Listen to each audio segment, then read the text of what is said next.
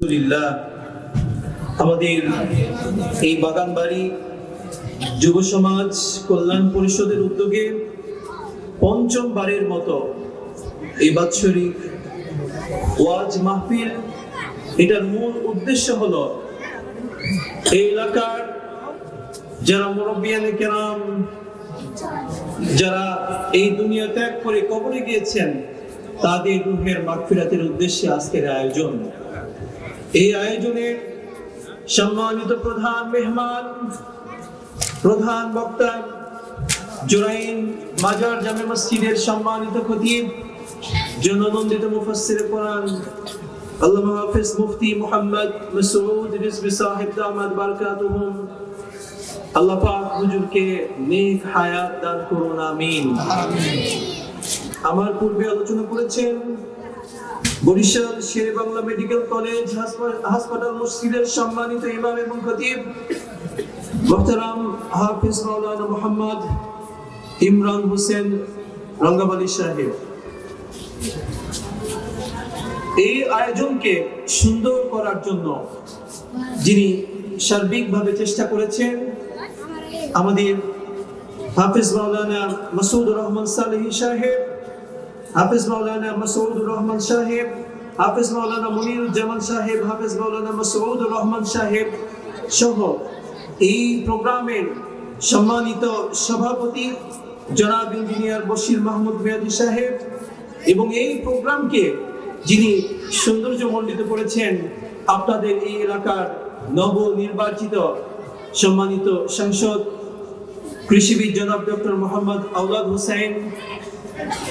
আমরা দোয়া করছি এই মঞ্চে যারা আছেন সম্মানিত আলেম ওলামাগণ, আমাদের এই মহল্লার যে মানুষগুলো আছেন, আমাদের ছোট ছোট হাফেজে কোরআন যারা আছেন, দোয়া করছি আল্লাহ পাক সুবহানাহু ওয়া তাআলা সকলকে এই মাহফিলের ওসিলা করে আল্লাহ দুনিয়া এবং আখিরাতে সম্মান দান করুন, আমিন। আল্লাহ পাক আমাদের এই প্রোগ্রামকে আজকে কবুল করুন, আমিন। অক্লান্ত যারা পরিশ্রম করেছেন, বিশেষ করে সৈয়দ মোহাম্মদ মহসিন সাহেব, যিনি বাগানবাড়ি যুব কল্যাণ পরিষদের সভাপতি, এবং জনাব মোহাম্মদ মনির হোসেন গাজী সাহেব, সাধারণ সম্পাদক বাগানবাড়ি যুব কল্যাণ পরিষদ, অনেক পরিশ্রম করে, বিশেষ করে আমাদের আল আকসা মসজিদের সম্মানিত সেক্রেটারি জনাব কামাল হাসান বাহাদুর সাহেব সহ এই মহল্লার আমরা দোয়া করছি আল্লাহ পাক প্রত্যেককে যারা এই প্রোগ্রাম বাস্তবায়নের জন্য চেষ্টা করেছেন, আল্লাহ সকলকে এই দুনিয়া আর আখিরাতে উত্তম প্রতিদান দান করুন, আমিন। সম্মানিত হাজিরিন, আমরা এই মাহফিলের প্রশ্নের কথাগুলো জনাব মনির ভাই তার থেকে শুনলাম। আপনাদের সাধারণ সম্পাদক, এই এলাকার অনেক মানুষ, আমাদের প্রত্যেকের আত্মীয় স্বজন কেউ না কেউ কবরস্থ হয়েছেন। হয়তো ব্যস্ততায় আমরা একে অন্যের সহযোগিতা করতে পারি না, আমরা একসাথে হতে পারি না। এই আজকে একটা দিনকে ওসিলা করে বাৎসরিক যেন আমাদের মরহুম আব্বা আম্মা, ভাই বোন, চাচা চাচি, দাদা দাদি, তাদের সবার জন্য প্রাণ ভরে দোয়া করতে পারি। আল্লাহ যেন আমাদের এই মাহফিলকে ওসিলা করে এই মহল্লাকে, বাগানবাড়ি জোড়াইন এই মহল্লাকে যেন আল্লাহ পাক আসমানি বালা জমিনি গজব থেকে হেফাজত করেন। আল্লাহ পাক যেন এই এলাকার মধ্যে রহম দেন। এই সার্বিক বিষয়কে লক্ষ্য নিয়ে কিন্তু আজকের আয়োজন। এই জন্য এই মাহফিল এটা আমাদের হবে আত্মশুদ্ধির মাহফিল। এই মাহফিল হবে আমাদের নিজের জীবনকে পরিবর্তন করার মাহফিল।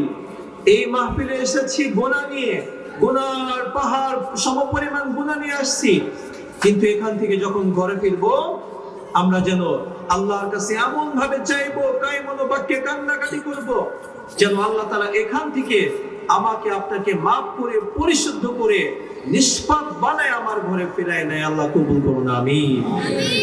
আমরা সকলকে আমাদের পরিশুদ্ধ হওয়ার নিয়তে, আমাদের নিজেদের কল্যাণের তাগিদে মনোযোগ সহকারে এই মাহফিলে বসার জন্য সকলকে অনুরোধ জানাচ্ছি। এখনো যারা এদিক সেদিকে ঘোরাফেরা করছেন, যারা বাসায় বসে আছেন, আমরা সবাইকে অনুরোধ করছি আপনারা এসে সুন্দরভাবে মাহফিলের মঞ্চে বসে যাবেন ইনশাআল্লাহ। আল্লাহ পাক সবাইকে কবুল করুন, আমিন। সম্মানিত হাজিরিন, আপনারা সবাই কেমন আছেন? ভালো আছি। জোরে বলেন না, কেমন আছেন? আলহামদুলিল্লাহ। সবাই তো আমার প্রিয় মানুষ, আমাদের মুসলিম ভাইরা সবাই আমাদের পাশাপাশি সবাই এখানে আছেন এই মহল্লার মানুষ, আমি সেই হিসেবে সবাই আমাদের পরিচিত মানুষ। অল্প সময় কথা হবে, মন দিয়ে কথা শোনার জন্য সবাইকে অনুরোধ জানাচ্ছি। প্রিয় হাজিরিন, একটু বলেন তো, এই পৃথিবীকে সৃষ্টি করেছেন কে? একটু জোরে বলেন না। আসমান কার? এই জমিন কার? এই तमाम পৃথিবীর ভিতরে যা কিছু আছে সব কিছুর মালিক কে? আমার প্রিয় ভাইয়েরা, বাবাজিরা, আল্লাহ সুবহানাহু ওয়া তাআলা এই तमाम পৃথিবীর ভিতরে যা কিছু আছে, আসমান জমিন, সপ্ত আসমান, এই জমিন, নভমণ্ডল, ভূমণ্ডল, পাহাড় পর্বত, নদী নালা, খাল বিল, যা কিছু আছে আমার রব আল্লাহ সুবহানাহু ওয়া তাআলা আমার আর আপনার জন্য সৃষ্টি করেছে। আল্লাহ সুবহানাহু ওয়া তাআলা আমাদেরকে বানিয়েছেন আশরাফুল মাখলুকাত, সর্বসেরা মানুষ। আমরা হলাম সর্বোত্তম মানুষ। আল্লাহ সুবহানাহু ওয়া তাআলা তার যতগুলো সৃষ্টি রয়েছে, এই সমস্ত সৃষ্টির মধ্যে আল্লাহ পাক আমাকে আর আপনাকে সব থেকে দামি বানিয়েছেন। সুবহানাল্লাহ। যেহেতু আমরা দামি, যেহেতু আমরা মর্যাদাবান, যেহেতু আমরা সম্মানের দিক থেকে এই तमाम সৃষ্টির মধ্যে সেরা, আমাকে আপনাকে এই জন্য সেরা সেরা কাজ করা লাগবে কিনা বলে? যেহেতু আমরা সেরা, কাজও করতে হবে সেরা। যদি আমরা সেরা কাজ না করে, যেগুলো নোংরা কাজ, আমাদের সাথে যায় না, মানুষ হিসেবে যায় না, আল্লাহর বান্দা হিসেবে আমার সাথে যায় না, এই কাজ করলে আমার আপনার মান থাকবে? আচ্ছা, থাকবে না। এই কথাগুলো সবগুলো শেষে গিয়ে আবার জিজ্ঞাসা করবে। প্রিয় হাজিরিন, আল্লাহ তাবারাক ওয়া তাআলা আমাকে আপনাকে ভালোবাসেন। আল্লাহ সুবহানাহু ওয়া তাআলা এত এত সৃষ্টি করেছেন একটাই কারণ, तमाम পৃথিবীর যত সৃষ্টি রয়েছে, এই সমস্ত সৃষ্টিগুলো আমার আর আপনার জন্য কল্যাণকামী হবে, আমার আর আপনাকে কল্যাণ করবে, উপকার দেবে। আর আমি বান্দা, আল্লাহ পাক আমাকে বানিয়েছেন একটাই কারণ, আমি সবার উপকার পেয়ে আমি বান্দা আল্লাহ সুবহানাহু ওয়া তাআলার একনিষ্ঠভাবে আল্লাহর ইবাদত করব। আল্লাহ চান আমরা তার শুকরিয়া করি, আল্লাহ সুবহানাহু ওয়া তাআলা চান আমরা আল্লাহর দাসত্ব করি, আল্লাহ সুবহানাহু ওয়া তাআলা চান আমরা আল্লাহ সুবহানাহু ওয়া তাআলার গোলামি করি। আল্লাহ পাক সুবহানাহু ওয়া তাআলা এজন্যই তো ইরশাদ করেছেন, তোমরা বলো ইন্নাস সালাতি ওয়া নুসুকি ওয়া মাহইয়ায়া ওয়া মামাতি লিল্লাহি রাব্বিল আলামিন। বলো বলো, আমার জীবন, আমার নামাজ, আমার কুরবানি, আমার যা কিছু আছে, জীবন মরণ, সব কিছু तमाम পৃথিবীর রব আল্লাহ সুবহানাহু ওয়া তাআলার জন্য। প্রিয় ভাইরা আমার, শুধু তাই নয়, আল্লাহ সুবহানাহু ওয়া তাআলা যেন আমরা তার শুকরিয়া করি, আমরা তার দাসত্ব করি। আল্লাহ পাক সুবহানাহু ওয়া তাআলা ইরশাদ করছেন, লা ইন শাকারতুম লা আসিদান্নাকুম ওয়া লা ইন কাফারতুম ইন্না আযাবি লাশাদীদ। ও বান্দা, শোনো শোনো, যদি তুমি আল্লাহ সুবহানাহু ওয়া তাআলার শুকরিয়া করো, আল্লাহ পাকের প্রশংসা করো, আল্লাহ তাআলার কৃতজ্ঞতা প্রকাশ করো, আমার রব আল্লাহ সুবহানাহু ওয়া তাআলা যে নিয়ামত দিয়েছেন, এই নিয়ামতগুলো আরো লক্ষ কোটি গুণে বাড়াই দিবেন। সুবহানাল্লাহ। জোরে বলেন না সুবহানাল্লাহ। আল্লাহর যে নিয়ামত ভোগ করছি, এই নিয়ামতের যদি আমি আপনি শুকরিয়া করি, এই নিয়ামতের কৃতজ্ঞতা যদি প্রকাশ করি, আল্লাহ পাক আরো বহু গুণে আমাকে আপনাকে নিয়ামত বাড়াই দিবেন। সুবহানাল্লাহ। এটার ব্যাখ্যা কি হবে? ব্যাখ্যা হচ্ছে, আল্লাহ পাক আমাকে দিলেন, আমার বেতন মাস শেষে 50,000। এই 50,000-এর যদি আমি সঠিক ব্যবহার করি, আল্লাহ যে পথে ব্যয় করতে বলেছেন, সেই পথে প্রত্যেকটি পয়সাকে খরচ করি, আল্লাহর রাস্তায় কিছু টাকা দেই, তাহলে আল্লাহ তাআলা এই খুশি হয়ে আমাকে 50,000-এর জায়গায় দেখা যাবে আল্লাহ তাআলা কোন দিক থেকে 70,000 বানাই দিবে, আমি আপনি কল্পনাও করতে পারবো না। আল্লাহ পারে কিনা বলেন তো? পারে কিনা? আল্লাহ তাআলা চাইলে সব কিছু পারে, বিগয়রে হিসাব। আল্লাহ বলছেন, রে বান্দা, আমি হিসাব ছাড়া তোমাদেরকে দিয়ে দিব। সুবহানাল্লাহ। সম্মানিত হাজিরিন, আমার প্রিয় ভাইরা, বাবাজিরা, আল্লাহ সুবহানাহু ওয়া তাআলা এই জন্য তার নিয়ামতের শুকরিয়া করতে বলেছেন। একবার চিন্তা করেন, আল্লাহ পাক বলছেন, আল্লাহ জাআলনাহু আইনাইন। ও আমার বান্দা, শোনো শোনো, আমি কি তোমাদেরকে দুইটা চোখ দেই নাই? আল্লাহ তাআলা একটা চোখ দিলেই হতো কিনা বলেন? একটা চোখ দিলে দুনিয়া দেখতে পারতাম না? আরে বলেন, পারতাম না? আল্লাহ দুইটা কেন দিলেন? আল্লাহ দিলেন আমি আপনি যেন সুন্দরভাবে দুনিয়াটাকে দেখতে পারি। যদি কোনো কারণে একটা চোখ নষ্ট হয়ে যায়, যেন 2 নাম্বারটা ব্যবহার করতে পারি। সুবহানাল্লাহ। আল্লাহ তাআলা দুইটা হাত দিলেন, দুইটা হাতে 2 রকম ব্যবহার।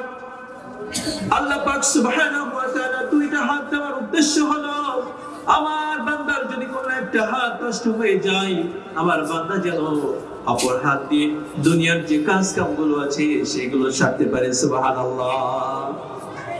আল্লাহ পাক সুবহানাহু ওয়া তাআলা আমাদেরকে 2টা পা দিয়েছেন। এই 2 পা দিয়ে तमाम পৃথিবী আমরা চলতে পারি, বেড়াতে পারি। 2টা কান দিলেন, নাকের ছিদ্র দিয়েছেন। আল্লাহ পাক আমার আপনার শরীরের মধ্যে শুধুমাত্র কত লক্ষ লক্ষ নিয়ামত দিলেন রে বান্দা। আল্লাহ সুবহানাহু ওয়া তাআলা এত এত নিয়ামত দিলেন। আল্লাহ পাক দামি সম্পদ, দামি বস্তু অক্সিজেন দিলেন। এই অক্সিজেনের কোনো বিল দেওয়া লাগে কিনা? বিল দেওয়া লাগে?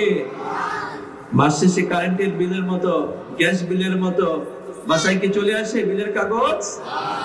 যদি আসতো আমি আপনি টিকতে পারতাম? বলেন, পারতাম? আচ্ছা, গ্যাসের কথা বাদ দিলাম, এই যে পানি ব্যবহার করি, পানির জন্য আমরা ওয়াসার বিল দিই।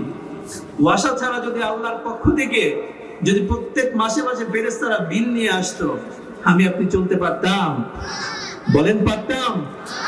একবার ভেবেছি, কথাটা খুবই সামান্য, কিন্তু ভাবছি, একবারও ভাবি নাই আমার রব আমাকে কত ভালোবাসেন, আমার রব আমাকে কত মহব্বত করেন। একটা বারের জন্য আমি আপনি ভাবি নাই। আল্লাহ পাক আমার যা কিছু দরকার অ্যাভেলেবল দিয়েছেন, অনেক দিয়েছেন। একটা দরকার 10টা দিয়েছেন। আল্লাহ দেওয়ার কোনো কমতি রাখেন নাই। কথা বলেন ঠিক কি না? আল্লাহ চান রে বান্দা, এত কিছু দিলাম, এত কিছু পাওয়ার পরে তুমি আমার একটু কৃতজ্ঞতা প্রকাশ করো, আমি যেটা চাই সেটা করো। আমি চাই রে বান্দা আমার কুদরতি কদমে সিজদা দাও, সেই সিজদা দাও। আমি চাই আমার পথে চলো, তুমি আমার পথেই চলো। যদি আমার পথে চলতে পারো, আমি আল্লাহ তোমাকে এই নিয়ামতগুলো আরো বহু গুণে বাড়াই দিব। সুবহানাল্লাহ। যদি আমার প্রিয় ভাইরা এই নিয়ামতগুলো পাওয়ার পরেও দুনিয়ার একটা কমন নিয়ম বোঝেন, আমি যদি আমার এই ভাইকে 1 লক্ষ টাকা দেই, যদি 1 লক্ষ টাকা দিয়ে বিপদের মুহূর্তে ভাইকে সহযোগিতা করি, আমার ভাই কিন্তু সারাটা জীবন আমার প্রতি অনুগত হয়ে থাকবে, একটা রেসপেক্ট থাকবে তার, আমার প্রতি দুর্বল থাকবে যে ভাই তো আমাকে বিপদের মুহূর্তে সহযোগিতা করেছে। বলেন, করবে না? করবে। কমন নিয়ম। আমি আপনাকে সহযোগিতা করলাম, আপনি আমাকে সহযোগিতা করেছেন, আমি আপনার প্রতি সারা জীবন ঋণী থাকবো, কৃতজ্ঞ থাকবো।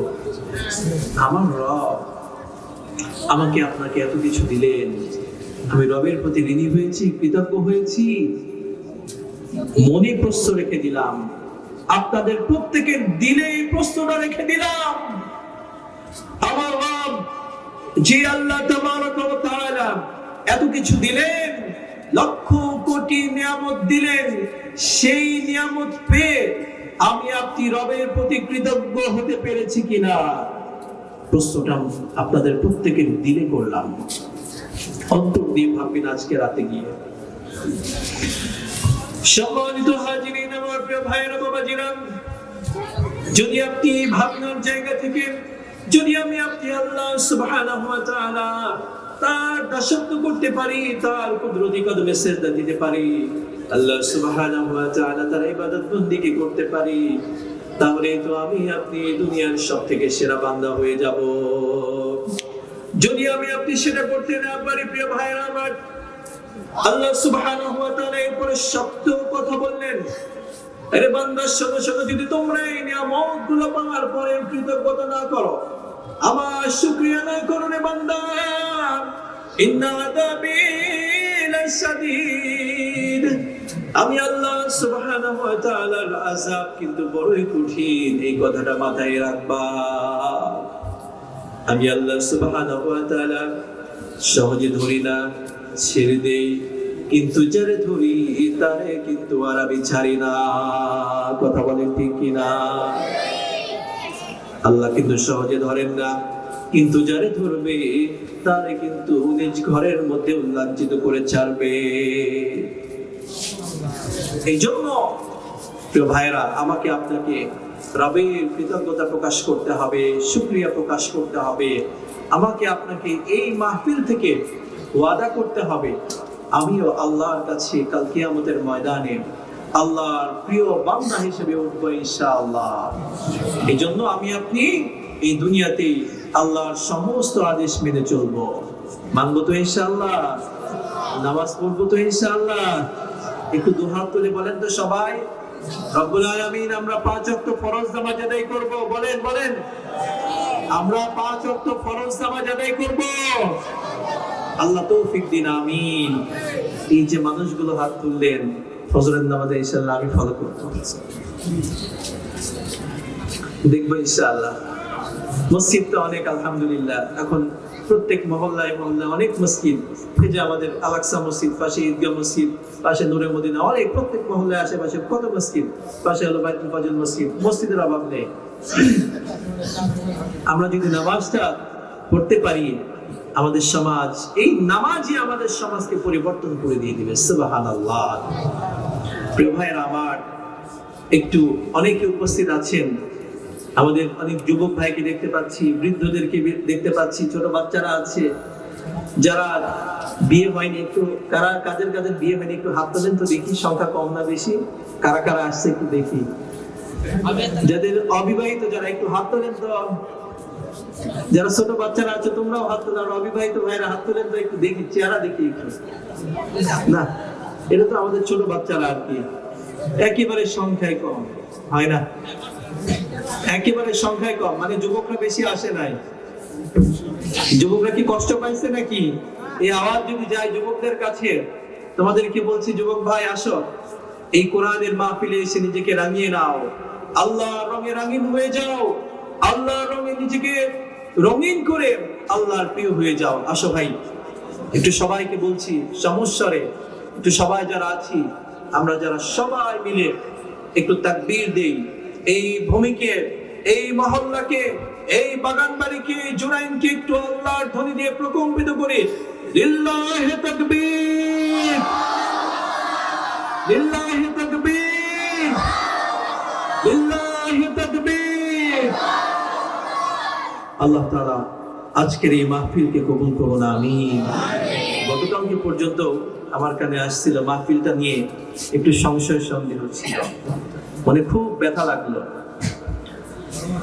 এই গত কয়েকদিন আগেও পাশে প্রচুর আওয়াজ হয়েছে, সারা রাত পুরো এলাকাকে গরম করে রাখছে।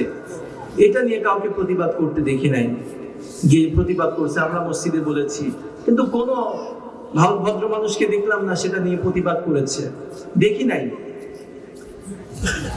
কিন্তু এই কোরআনের মাহফিল, এই দ্বীনি প্রোগ্রাম, যে প্রোগ্রাম সমাজকে পরিবর্তন করবে, যে প্রোগ্রাম মানুষকে সংশোধন করবে, মানুষকে আল্লাহওয়ালা বানাবে, এই প্রোগ্রাম, এটা নিয়ে কত মানুষের কত মাথা ব্যথা। তাহলে বোঝা যায় যারা এই প্রোগ্রামকে বানচাল করার জন্য বিভিন্ন ভাবে চেষ্টা করেছে, এরা চায় না এই সমাজ পরিবর্তন হোক। কথা বলেন ঠিক কিনা?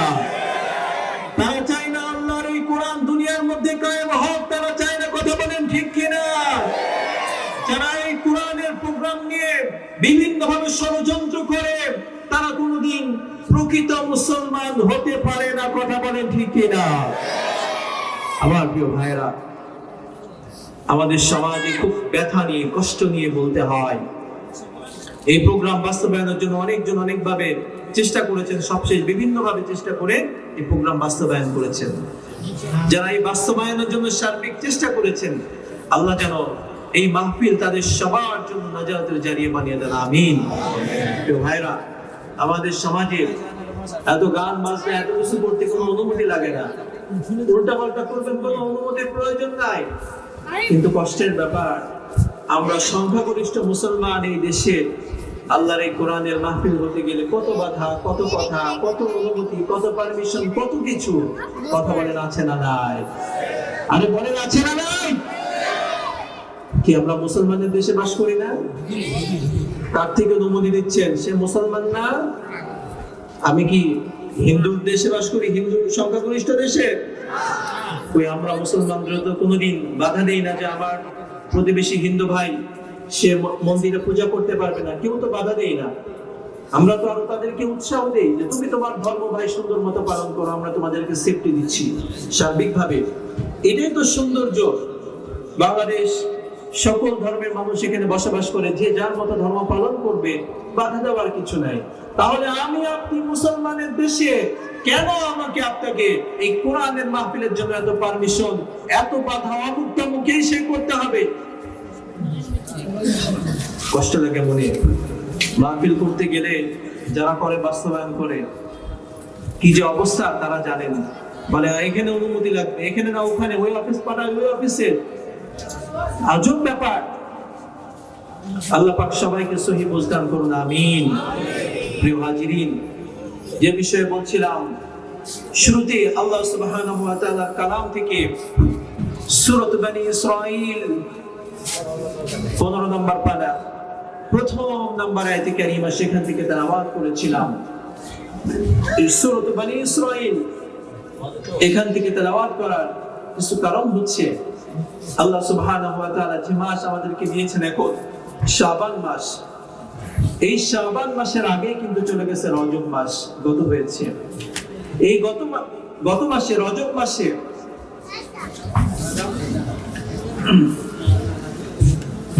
আমরা জানি রজব মাসের মধ্যে শবে মেরাজ নামে একটি রজনী ছিল। জানেন আপনারা শবে মেরাজ? জানেন শবে মেরাজ? এই শবে মেরাজ রাসূল পাক সাল্লাল্লাহু আলাইহি ওয়াসাল্লাম তার জীবনের মেরাজ, এটা ছিল অন্যতম একটা মুজিজা, অন্যতম একটা দিক, যুগান্তকারী দিক। যেই দিকটা আমার আপনার এই সমাজকে, কলুষিত সমাজকে, নোংরা সমাজকে পরিবর্তনের জন্য রাসূলের এই মেরাজ কিয়ামত পর্যন্ত এটা ভূমিকা রাখবে। এই মেরাজ যে শিক্ষাগুলো নিয়ে গেছে, এই মেরাজের শিক্ষাগুলো আমাদেরকে মাথায় রাখতে হবে। আমি আপনি মেরাজের বহু গল্প জানি। রাসূল সাল্লাল্লাহু আলাইহি ওয়াসাল্লাম কখন বাইতুল্লাহ থেকে গেছেন, বোরাক কেমন ছিল, বোরাকের গতি কেমন ছিল, এগুলো সব আমরা জানি। কিন্তু মেরাজের মূল শিক্ষা কি আমরা গত জুমায় মসজিদে জিজ্ঞাসা করেছিলাম, জানতে পারি নাই। মেরাজের মূল শিক্ষাটা আমরা এখনো জানি না। মেরাজে আল্লাহ তাআলা আমার রাসূলকে কি শিক্ষা দিয়েছেন সেটাও আমরা কিন্তু জানি না। আল্লাহ তাআলা শুধু আমাদের নবীকে নয়, আল্লাহ তাআলা সমস্ত নবীদেরকে মেরাজে নিয়েছেন। এই মেরাজে নেওয়ার মূল কিছু শিক্ষা রয়েছে। মূল হিকমতটা হচ্ছে আল্লাহ তাআলা নবীদেরকে মেরাজে নিয়ে শিক্ষা দেন কিভাবে এই সমাজটাকে পরিবর্তন করা যায়, কিভাবে এই জাতিকে উদ্ধার করে আল্লাহর দ্বীনের মধ্যে আনা যায়। এই বিষয়গুলো নবীদেরকে আল্লাহ পাক শিখিয়েছেন। হযরত ইব্রাহিম আলাইহিস সালাতু ওয়াস সালাম জানেন মুসলিম জাতির পিতা মিল্লাত আবিকুম ইব্রাহিম হুয়া সাম্মাকুমুল মুসলিমিন। মিল্লাত আবিকুম ইব্রাহিম, তোমাদের মুসলিম জাতির পিতা, तमाम পৃথিবীর বিশ্বের যে প্রান্তে রয়েছে মুসলমান, মুসলমানদের জাতির পিতার নাম কি? কথা বলেন না, নাম কি? আমাদের সবার আদি পিতার নাম কি? আদম আলাইহিস সালাতু ওয়াস সালাম। আর तमाम পৃথিবীর সকল মুসলিমদের জাতির পিতার নাম হলো ইব্রাহিম আলাইহিস সালাতু ওয়াস সালাম। আল্লাহ পাক সুবহানাহু ওয়া তাআলা ইব্রাহিম আলাইহিস সালাতু ওয়াস সালামকে মেরাজে নিয়েছেন, কিন্তু তার মেরাজ আমাদের নবীর মতো ছিল না। ইব্রাহিম আলাইহিস সালাতু ওয়াস সালামকে আল্লাহ পাক সুবহানাহু ওয়া তাআলা আগুনের মধ্যে মেরাজে নিয়েছেন। সুবহানাল্লাহ। হযরত ইব্রাহিম আলাইহিস সালাতু ওয়াস সালাম তিনি জন্মগ্রহণ করেছিলেন যে ঘরে তার নিজের পিতাই কিন্তু মূর্তি বানাতো। পিতার নাম ছিল আযার। তিনি মূর্তি তৈরি করতেন, মূর্তির ইবাদত করতেন। সেই সমাজ ছিল এই পাপ আর পঙ্কিলতায় পরিপূর্ণ, সেই সমাজ ছিল পৌত্তলিকতায় পরিপূর্ণ। সেই সমাজের সকল মানুষ এভাবে বিভিন্ন মূর্তির পূজা করত। ইব্রাহিম আলাইহিস সালাতু ওয়াস সালাম এবার তিনি পিতাকে ডেকে বললেন, ও আমার পিতা, আপনি যার ইবাদত করছেন, আপনি কেমন করে, আপনার জ্ঞান বুদ্ধি নাই, আপনি কেমন করে তার ইবাদত করেন যে আপনার কোনো উপকার করতে পারবে না, আপনাকে কোনো ফায়দা দেবে না, আর আপনার কোনো কল্যাণেও সে আসবে না। এই মূর্তির কেন আপনি ইবাদত করেন, কেন উপাসনা করেন? তখন পিতা জবাব দিয়েছিল, হে ইব্রাহিম, তুমি আমার মূর্তির, আমার প্রভুর তুমি বিরোধিতা করছো। ইব্রাহিম আলাইহিস সালাতু ওয়াস সালাম বলেছিলেন, আমি স্পষ্ট দেখতে পাচ্ছি পিতা, আপনি গোমরাহির মধ্যে আছেন, আপনার জাতির সবাই গোমরাহির মধ্যে আছে। ও আমার পিতা, আমি আপনাকে আল্লাহ সুবহানাহু ওয়া তাআলার দাওয়াত দিচ্ছি, তার একত্ববাদের দিকে, তার দ্বীনের দিকে আপনাকে দাওয়াত দিচ্ছি। ও আমার পিতা, আপনি ফিরে আসেন, যেহেতু আপনি আমার পিতা, আপনি তাড়াতাড়ি দ্বীনের দিকে ফিরে আসেন। পিতা কিন্তু কথা শুনে নাই। পিতা এবার জবাব দিয়েছিল, সন্তান, তুমি আমার প্রভুর বিরোধিতা করছো, যদি তুমি না ফিরে আসো, বিরোধিতা করতেই থাকো, ও আমার সন্তান, শোনো শোনো, আমি কিন্তু তোমাকে ত্যায্য সন্তান ঘোষণা করব। শুধু তাই নয়, তোমাকে আমি পাথর দিয়ে আঘাত করে দুনিয়া থেকে বিদায় করব। কে বলেছিলেন বলেন তো? নিজের পিতা। কে বলেছিলেন? নিজের কাকে বলেছিলেন? ইব্রাহিম আলাইহিস সালাতু ওয়াস সালামকে। যখন ইব্রাহিম আলাইহিস সালাতু ওয়াস সালাম এবার তিনি আল্লাহর কোরআনের স্পষ্টভাবে দাওয়াত দেওয়া শুরু করলেন, পিতার কাছেও খারাপ হয়ে গেলেন, এবার নমরুদ কর্তৃক চরম ভাবে ইব্রাহিম আলাইহিস সালাতু ওয়াস সালামকে নিঃশেষ করার জন্য এবার আগুনকে প্রজ্বলিত করা হলো, আগুনের মধ্যে ফেলে দিল। এই ফেলে দেওয়ার যে মানুষগুলো দিয়েছিল তার মধ্যে কিন্তু তার পিতাও ছিল। কথা বলেন ঠিক কিনা? আরে জোরে বলেন ঠিক কিনা? নিজের পিতা সন্তানকে শাস্তি স্বরূপ আগুনে ফেলে দিয়েছিল। বলেন তো, ইব্রাহিম আলাইহিস সালাতু ওয়াস সালাম কি খারাপ ছিলেন? খারাপ ছিলেন? খারাপ ছিলেন না। কিন্তু তার পিতা, নিজের বাবা, সন্তানকে আগুনে ফেলে দিয়েছিলেন। সন্তানকে ফেলে দিলেন আগুনের মধ্যে। কিন্তু এই আগুন আমাদের চোখে মনে হচ্ছে কি বড় আগুন, এই আগুনে মনে হয় ফেলে দিলে জ্বলে সারখার হয়ে যাবে। এই তো গত কয়েকদিন আগে এই গোলাপবাগে যখন ট্রেনে আগুন ধরলো, ট্রেনে আগুন ধরার দ্বারা বিনাপুর ট্রেনে আগুনের কারণে একজন জানালার মধ্যেই মারা গেছে। দেখছেন না? দেখছেন? জানালার মধ্যেই মারা গেছে, ট্রেন থেকে বের হতে পারেনি, তার পুরো দেহটা, অনেকজন মারা গেছে এখানে। অর্থাৎ আগুন কাউকে ছাড় দেয়? আগুনকে যদি ভালোবেসে বলে, আগুন আই লাভ ইউ, তোমাকে আমি ভালোবাসি, তুমি আমার হাত দিচ্ছি, হাতটা পুরায়ও না, আগুন শুনবে? শুনবে? আগুন কথা শুনে কার? যখন নমরুদ কর্তৃক ইব্রাহিম আলাইহিস সালাতু ওয়াস সালামকে আগুনের মধ্যে ফেলে দেওয়া হলো, এবার ফেরেশতা জিবরিল আমিন হযরত ইব্রাহিম আলাইহিস সালাতু ওয়াস সালামকে এসে বলছেন, ও আল্লাহর নবী, আপনি আমাকে বলেন, আমি এক ঝটকা দিয়ে, আমার পাখারে এক বাড়ি দিয়ে এই আগুনগুলোকে আমি নিঃশেষ করে দেই, এই আগুনগুলোকে সবাইকে একবারে পুড়িয়ে ছারখার করে দেই। ইব্রাহিম আলাইহিস সালাতু ওয়াস সালাম বলেছিলেন, ও ভাই জিবরাইল, তোমাকে কেন বলতে হবে যে আল্লাহর কথা বলার কারণে আজকে আমার এই পরিণতি, সেই আল্লাহ কি আমাকে দেখে না? যে আল্লাহর কথা বলার কারণে আমার এই পরিণতি, আমার সমাজ আমাকে রুকুনি বারদাম ওয়া সালামান আলা ইব্রাহিম। সুবহানাল্লাহ। ডেকে বললেন, আগুন শোনো শোনো, আমি তোমাকে বানাইছি। ও আমার আগুন, আমার বন্ধু, তার শরীরে একটা পশম যেন তুমি না পোড়াও। সুবহানাল্লাহ। 40 দিন পর্যন্ত সে আগুনের মধ্যে ছিল। সবাই ভাবলো মনে হয় ইব্রাহিম পুরে একেবারে নিঃশেষ হয়ে গেছে, তার তো জীবিত থাকার কোনো কথা নয়। কিন্তু আমার রব এই আগুনের মধ্যেও তার প্রিয় বন্ধুকে ভালো রেখেছেন। সুবহানাল্লাহ।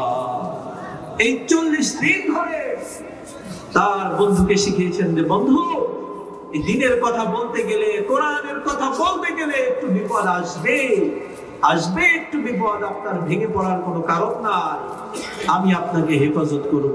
সুবহানাল্লাহ। আল্লাহর দ্বীনের কথা বলতে গেলে এর জন্য বিপদ আসবে, কঠিন আসবে, কঠিন থেকে কঠিনতম বিপদ আসবে। হাত করা পরানো হবে, মাজায় রশি পরানো হবে, গলায় রশি দিয়ে ঝুলিয়ে দেওয়া হবে, কিন্তু সেই ঈমানদারদের মর্যাদা বাড়াই দেবেন কে?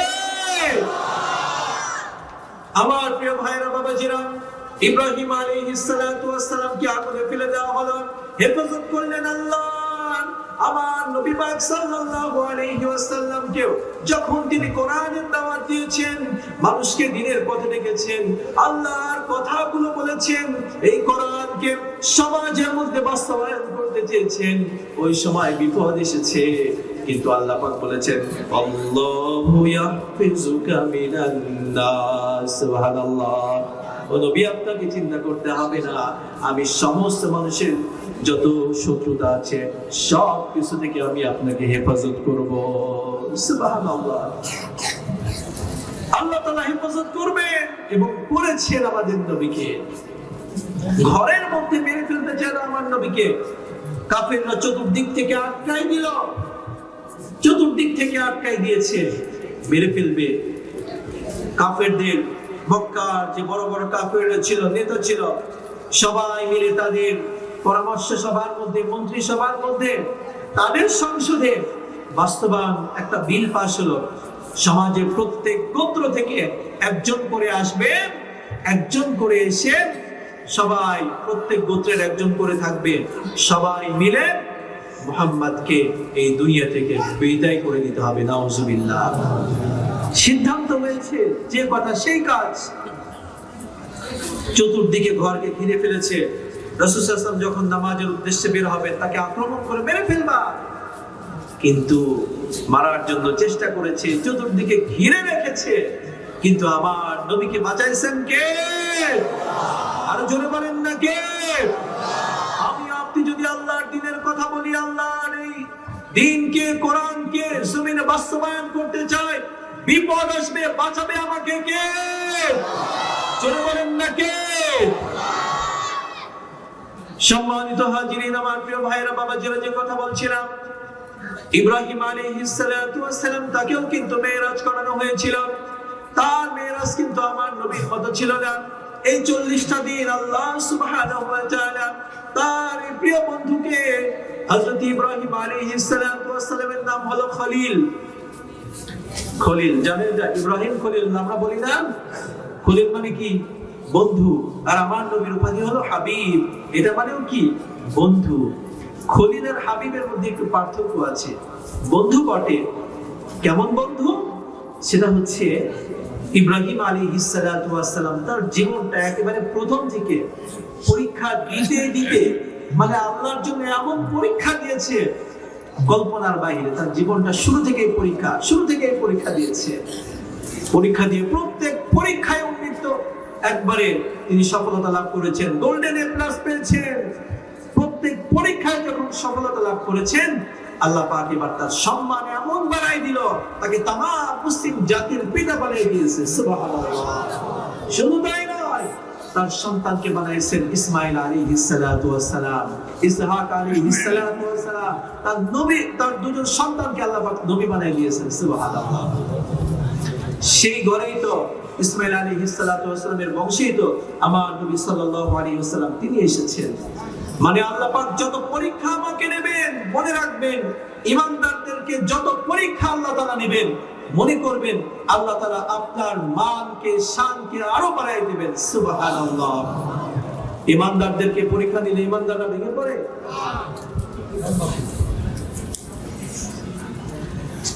বলেন তো, আল্লাহ পাক যদি পরীক্ষা নেন আমরা ভেঙে পড়বো? ভেঙে পড়ার কিচ্ছু নাই, ভেঙে পড়বো না। কারণ এটা মনে রাখবেন আল্লাহ তাআলা আমার মান বাড়াই দিবেন। সুবহানাল্লাহ। প্রিয় হাজিরিন, প্রিয় ভাইরা, আমার যে কথা বলছিলাম ইব্রাহিম আলাইহিস সালাতু ওয়াস সালাম তারও কিন্তু মেরাজ হয়েছিল আপনাদের মধ্যে 40 দিন।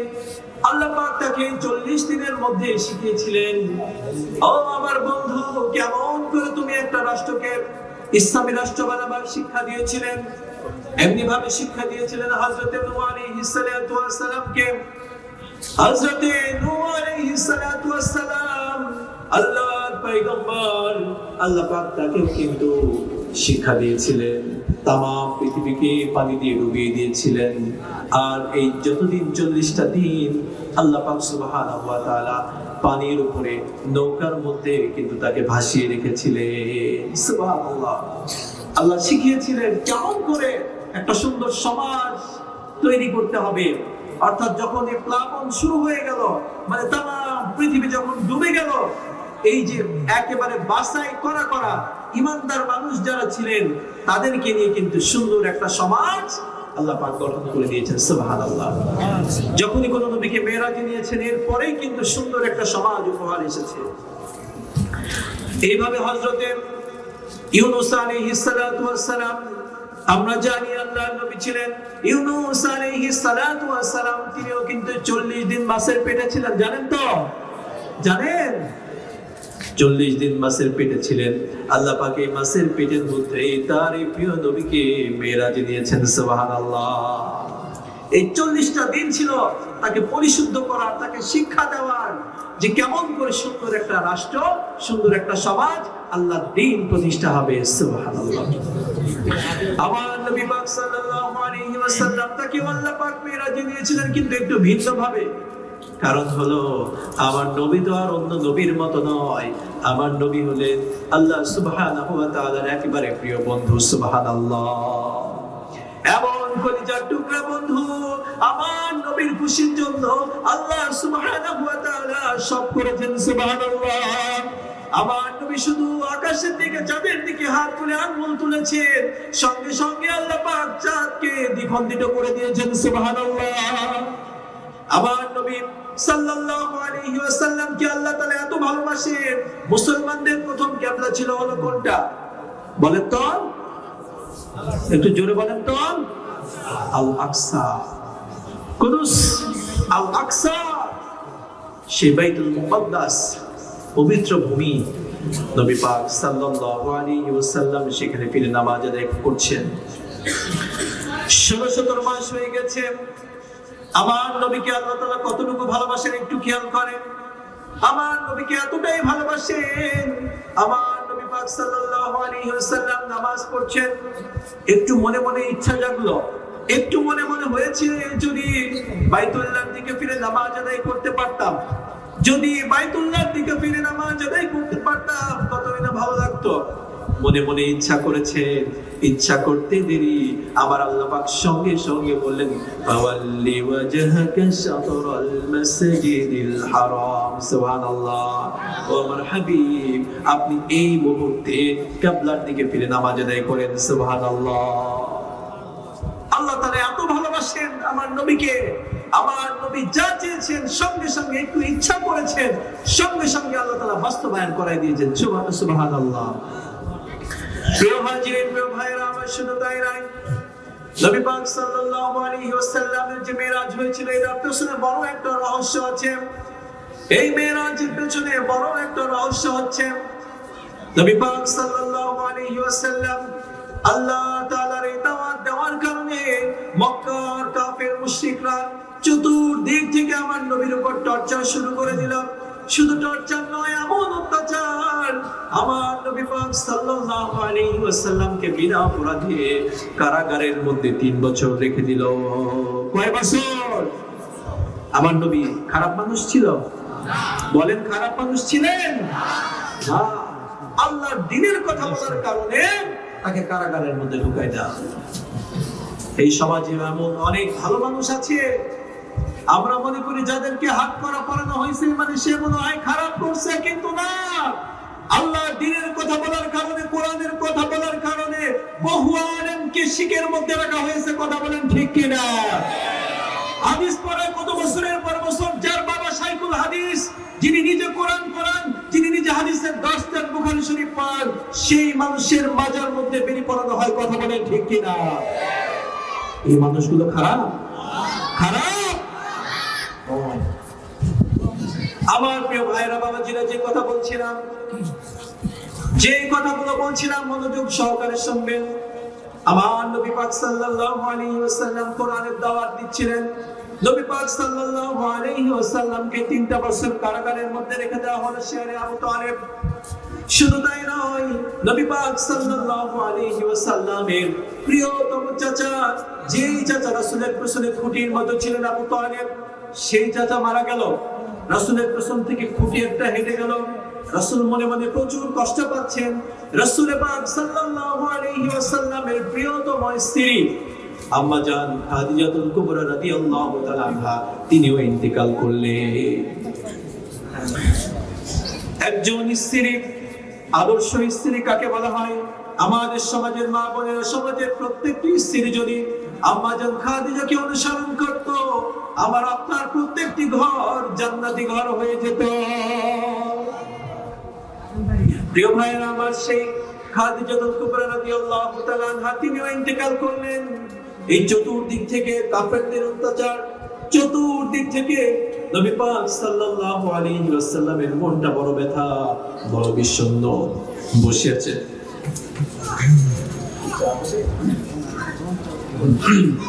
যদি এরকম মনে বড় ব্যথা নিয়ে এভাবে চলতেছিলেন, এমন সময় মনে মনে যে ব্যথা, আল্লাহ তাআলা এটা পছন্দ হলো না। আল্লাহ তাআলা বুঝতে পারলেন আমার বন্ধুর মনটা একটু খারাপ, আমার বন্ধুর মনটা একটু খারাপ। আল্লাহ পাক সুবহানাহু ওয়া তাআলা সঙ্গে সঙ্গে ফেরেশতা জিবরিল আমিনকে পাঠিয়ে দিলেন। আরে জিবরিল আমিন, যাও যাও, আমার বন্ধুর মনটা খারাপ, আমার বন্ধুকে আমার কাছে নিয়ে আসো। সুবহানাল্লাহ, জোরে বলেন না সুবহানাল্লাহ। আল্লাহ পাক বললেন আমার বন্ধুর মনটা ভালো করে দেওয়া দরকার। নিয়ে গেলেন মেরাজে, নিয়ে গিয়ে একে একে জান্নাত দেখালেন, জাহান্নাম দেখালেন। শুধু দেখালেন তাই নয়, এমনকি সুন্দর একটা মদিনা রাষ্ট্র কিভাবে ইসলামী রাষ্ট্র হবে, সেই ইসলামী রাষ্ট্রের রূপরেখা গেল আমার রাসূলকে শিখাই দিলেন। সুবহানাল্লাহ। প্রথম শিক্ষা দিলেন, প্রিয় ভাইরা আমার, প্রথমে শিক্ষা দিলেন আমার নবী পাক সাল্লাল্লাহু আলাইহি ওয়াসাল্লামকে প্রথম শিক্ষা দেওয়া হয়েছিল, সেটা হচ্ছে আল্লাহ তাআলার সঙ্গে কাউকে শিরিক করা যাবে না। 14টা বিষয় শিক্ষা দেওয়া হয়েছিল মেরাজের মধ্যে। কয়টা বিষয় বলেন তো? এই ঘটনাগুলো জানেন? কয়জন জানেন আমাদের বলেন তো? শুধু জানি বোরাকের কথা, বোরাক কত জোরে চলছে এটা জানি, কিন্তু এই যে শিক্ষাগুলো দিচ্ছে এগুলো জানি আমরা, শুনেছি? এই ওয়াজগুলো আমাদের হয় না। আমাদেরকে বেকুব বানাতে বানাতে সমাজে এমন অবস্থা, কোরআনের মূল মেসেজগুলো আমরা জানি না, এই মেরাজের মূল প্রেক্ষাপট আমরা জানি না, মেরাজের শিক্ষাগুলোকে আমরা জানি না। এই 14 দফা যদি আমার আপনার জীবনে বাস্তবায়ন হতো, সমাজে বাস্তবায়ন হতো, প্রত্যেকটা সমাজ জান্নাতি সমাজ হয়ে যেত। সুবহানাল্লাহ। রাসূল পাক সাল্লাল্লাহু আলাইহি ওয়াসাল্লাম যখন তিনি মক্কায় যখন পরিবেশ পাচ্ছিলেন না, অনুকূল পরিবেশ, মক্কার সেই মানুষগুলো যারা অধিকাংশ ছিল কাফের, মূর্তি পূজা করত, সেই মানুষগুলো তারা কিন্তু এই জাহিলি যুগের মানুষগুলো এই কোরআনের ছায়াতে এই মেরাজের শিক্ষা বাস্তবায়ন করার দ্বারা মক্কার মদিনার মানুষগুলো সোনার মানুষে রূপান্তরিত হয়ে গেছে। সুবহানাল্লাহ। যদি সেখানকার মানুষ যদি এরকম পরিবর্তন হতে পারে, তাহলে আমার আপনার সমাজ পরিবর্তন হবে না? বলেন হবে কিনা? অবশ্যই হবে। আমার আপনার সমাজ কিন্তু পরিবর্তন হবে। আসলে একটু জিকির করি, লা ইলাহা ইল্লাল্লাহ, লা ইলাহা ইল্লাল্লাহ, লা ইলাহা ইল্লাল্লাহ, লা ইলাহা ইল্লাল্লাহ। মেরাজে যাওয়ার পরে আমার নবীকে শিক্ষা দিলেন প্রথম যে বিষয়, নবী পাক সাল্লাল্লাহু আলাইহি ওয়াসাল্লামকে প্রথম যে বিষয় শিক্ষা ছিল, প্রথম তাওহীদের শিক্ষা ছিল। নবীকে শিখিয়েছিলেন লা তাজআল মা'আল্লাহি ইলাহান আখার। ও আমার হাবিব, আপনি কখনো আল্লাহর সাথে কাউকে শরীক করবেন না। প্রথম শিক্ষা ছিল আল্লাহ তাআলার সঙ্গে কাউকে শরীক করা যাবে না। কথা তো খুব সহজ, আল্লাহর সাথে কাউকে শরীক করা যাবে না, খুব সহজ কথা। কিন্তু আমার আপনার সমাজে কয়জন মানি? আমার আপনার সমাজের মধ্যে কত মানুষ শিরক করে জানেন? কতগুলো নাস্তিক রয়েছে জানেন আপনি? কত মানুষ নাম মুসলমান, কত সুন্দর নাম, আব্দুর রহমান, আব্দুল সালাম, জব্বার, বহু মানুষ তারা শিরক করে, অনেক মানুষ তারা শিরক করে। অনেক মানুষ রয়েছে নাস্তিক, সরাসরি নাস্তিক, এরা একবারে হিসাব ছাড়া নাস্তিক। প্রিয় ভাইয়েরা আমার, এমন নাস্তিক শুধু আমাদের এই সমাজে নয়, প্রত্যেক যুগে যুগে এমন নাস্তিক ছিল। ছোট্ট একটি ঘটনা বলছি, নাস্তিকদেরকে কেমন করে সাইজ করে। ইমাম আবু হানিফা রাহমাতুল্লাহ আলাইহি নাম শুনেছেন কিনা? বলেন, ইমাম আবু হানিফা রাহমাতুল্লাহ আলাইহি নাম শুনেছেন? আমাদের অনেক ভাইদের একটু চুলকানি হয় তার নাম শুনলে। অনেকে বলে কিসের মাযহাব? বহু মানুষ আছে কিসের মাযহাব, তারা মাযহাব তৈরি করে সমাজকে নষ্ট করেছে, এমন বহু মানুষ আছে আমি শুনেছি। অথচ যে মানুষগুলোর অবদান, যে মানুষগুলো তাবেঈ ছিলেন, যে মানুষের ইলমের অবদান, তাদের কারণে আজকে ইসলামকে আমরা সহজভাবে বুঝতে পারি। সেই মানুষদেরকে নিয়ে বহু মানুষ কথা বলে। প্রিয় ভাইরা আমার, ইমাম আবু হানিফা রাহমাতুল্লাহ আলাইহি তার সময়ের এক নাস্তিকের কথা বলছিলাম। ইমাম আবু হানিফা রাহমাতুল্লাহ আলাইহি তিনি একেবারে যুবক বয়স, যুবক হয়নি, তরুণ, 13 থেকে 14 বছর বয়স, এমন ভাবে দাড়ি হয়নি, মুছ হয়নি, গোঁফ হয়নি, অল্প বয়স্ক মানুষ। যে কাঁটা ধারালো হয় যখন থেকে বের হয়, সেই কাঁটার গোড়া থেকেই কিন্তু বের হওয়ার সময় থেকে ধারালো হয়। কথা বলেন ঠিক কিনা? গাছের যে কাঁটাগুলো, খেজুর গাছের কাঁটা, বের হওয়ার সময় ধারালো হয় না? ইমাম আবু হানিফা রাহমাতুল্লাহ আলাইহি যুগ শ্রেষ্ঠ মুহাদ্দিস, যুগ শ্রেষ্ঠ ফকিহ, কত বছর হয়ে গেছে, শত শত বছর, কিন্তু আজকেও তার নামটা আমরা কত শ্রদ্ধা ভরে নিচ্ছি। যখন তিনি দুনিয়াতে এসেছেন তখন থেকেই কিন্তু সেই কাঁটার মতো চোখা একেবারে ছিলেন, অনেক তীক্ষ্ণ ছিলেন, মেধাবী ছিলেন। আল্লাহ পাক তাকে সেই মেধা কিন্তু দিয়েছিলেন। ইমাম আবু হানিফা রাহমাতুল্লাহ আলাইহি যখন তার বয়সটা 13 কিংবা 14, এমন সময় ইমাম আবু হানিফা রাহমাতুল্লাহ আলাইহি সেই সময়ে বেশ কিছু উল্লেখযোগ্য বড় বড় নাস্তিক ছিল। একবার সেই নাস্তিক সমস্ত আলেমদেরকে উদ্দেশ্য করে ঘোষণা করলেন, 5টি বিষয় প্রশ্ন করব, সেই 5টি বিষয়ের যদি প্রশ্নের জবাব তোমরা দিতে পারো তাহলে একটা সেমিনার ঘোষণা করা হবে। সেই সেমিনারের মধ্যে আমি শুধু নয়, আমার যতগুলো শিষ্য আছে সবাই একসঙ্গে মুসলমান হয়ে যাব। নাস্তিকরা সবাই মিলে খুব শক্ত হয়ে মুসলমানদেরকে হে করার জন্য, আলেমদেরকে লাঞ্ছিত করার জন্য এবার প্রশ্ন করেছেন। এমন কঠিন কঠিন প্রশ্ন শুনলে আপনাদেরও মাথা খারাপ হয়ে যাবে, একটাও জবাব দিতে পারবেন না। প্রথম প্রশ্ন ছিল, আল্লাহ তাআলা এই মুহূর্তে কি করছেন সেটা বলতে হবে।